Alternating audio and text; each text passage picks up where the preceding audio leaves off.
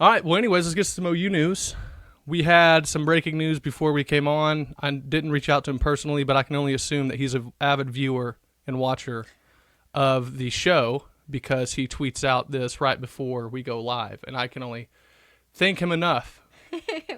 R. Mason Thomas, big returner, is coming back. What do you think? Yeah, I'm excited for it. I know I said in a previous pod that, like, obviously we wanted him to come back. That'd be great, but if he wanted to move on, that's fine too, because I'm over begging anybody to stay, but I'm still happy that he did, if that makes sense. Like, it's just, let the cards fall where they may. I don't think that's the right saying, but it is for me today. So I'm very excited to have him back. He definitely had a very good season this year, and someone who was very impactful, especially it seemed like on fourth down, that he was the guy getting the stops. So that was pretty awesome. How do you feel about it? Yeah, same. Anytime you can get a guy, especially a defensive end, that is someone who's already has gained a lot of confidence in the previous season, but then also he reminds me of James Pierce Jr. from Tennessee, but I think he's almost a little bigger to me. And I don't know if he moves as well laterally as James Pierce does, but he is someone who you know is going to be a threat that the offense will have to focus on. They have to shift protection to. And then you get, and we're going to get to the other portal additions too that we got, but you get a guy like the Marvin Jones Jr. guy who has, if he hasn't been able to show it yet, he has a lot of the physical tools that you can't coach. So you take a guy like that who, you know, and we'll get more in depth on that, but then you get to pair him with an R. Mason Thomas or a Danny Okoye, a Nigel Smith, hopefully a PJ Adebawore who is healthy next year with dealing with the ankle thing. How easily you just said that name. Yeah, so T and I, when we got married, actually I've known her forever. So when I used to say her name as Tyranny, which she can't stand. It's Tyranny, and you know we've worked on that, and I'm a better man, and you know I've got it fixed now. So she's impressed whenever I can say like Giannis Antetokounmpo, PJ Adebawore. Yeah, but can't say his wife's name consistently, but it's fine. And, okay, it's where the chips fall where they may. My bad, thank you. Yep. I always mess those up. I'm pretty sure I said expedition. Hey, thanks, in the last Sean. podcast that we were in instead of exhibition. That's all good. And it's fine. It's just haunted me for the last 4 days.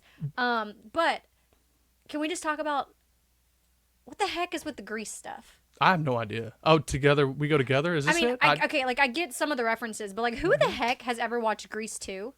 No, nobody. Just Back people to school. Right. Like, I mean, I get the reference now, essentially, but like. You know what it is? I guarantee you. Has he watched Grease 2? I mean, if he has, it's a good move. If he has, it's a good move. I don't know. It seems like there's Grease and Grease. You can't outdo the just original Grease. No. Which, by the way, I didn't realize how many adult innuendos it had because I loved that movie as a child. But regardless, just real quick, I want to thank Dr. Sean Strong for this. OU is fixing to make a big run. I think they are. What do you think? I hope so. Especially, I mean, defensively. I still, for all of us, our offense is the biggest question mark. But I see it as, and again, call me a sunshine pumper. What is?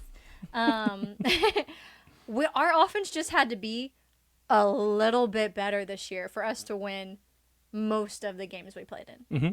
A little bit. You're 100% right. So I think with a good old line, or at least an O-line returning that's played together, we can maybe just have the same iterations of it more than 2 games, and a more experienced quarterback, and that's not a shade at Jackson Arnold, just in general, or Michael Hawkins, just in general. I think those 2 things alone could fix enough for us to be a little bit better. It's just still those wide receivers and tight ends where I know we all have question marks. I agree 100%, yeah. But no, I'm hoping I'm already drinking it. The Kool-Aid? I'm drinking the Kool-Aid. I'm drinking the hopium. Hopium? Yeah, the hopium. No, I agree. I don't know. There's really there is a lot of reasons you can be optimistic. It really, it's all framing, however you want to look at it. But for me, I just look at, I really do think people are going to be shocked. And I don't know, fair or unfair, why this would be shocking. But when we have all of our best players every week that can play and then get experience together and make them even better as they go through a season, you're going to look astronomically better on offense. Right. I still think that you say, like, we have our best players playing. The problem is, like, now I don't think we really know who will be our best players because we have such a rebuilding. Obviously, Deion's going to be the target. No, yeah. And, you want him to stay on the field. And, of course,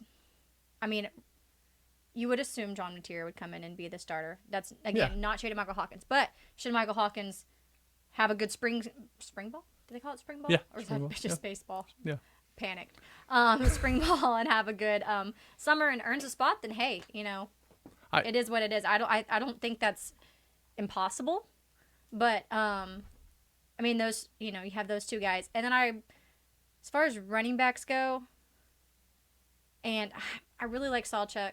Mm-hmm. I really like Barnes, but man, X was just reliable and strong, and being so young, like, I'm excited to see how he develops over the off season as well, Right. and have him coming back. So I think those are some people that to look at already and be hopeful for the next year. Right. But again, after all the injuries we had even before the season, it's kind of hard to get excited Yeah. to watch anybody play because we might not. Also, would love to have Jaden Gibson back.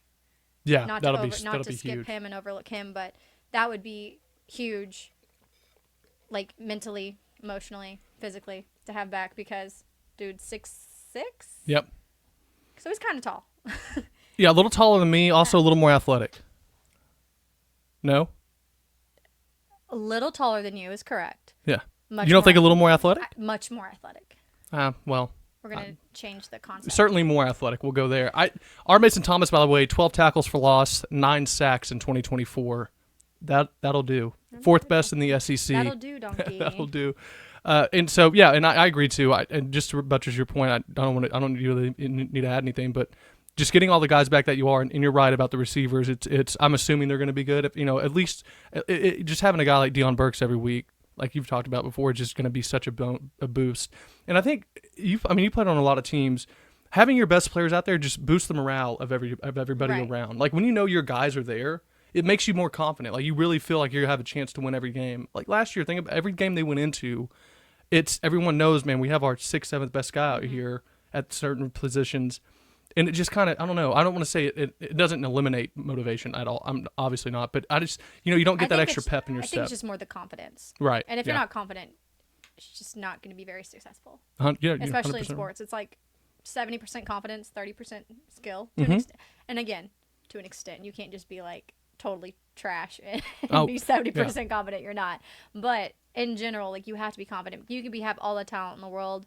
And if you're not confident in yourself and your abilities, you're going to second guess everything. So as a wide receiver, you're going to be taking your eye off the ball a split second, or just thinking about it too much, and then that's when you're going to drop it. Or you're already thinking about getting hit and you don't want to fumble, well then you just don't even catch it. Or you want to try to run before you catch. Things like that just happen when you're not confident in your abilities, and you're just second guessing yourself. So hopefully having some just experience back from these guys who otherwise would not have got experience this year, hopefully that just helps them with their confidence as well, and maybe even nerves. Yeah. Let's not act like they probably weren't nervous out there.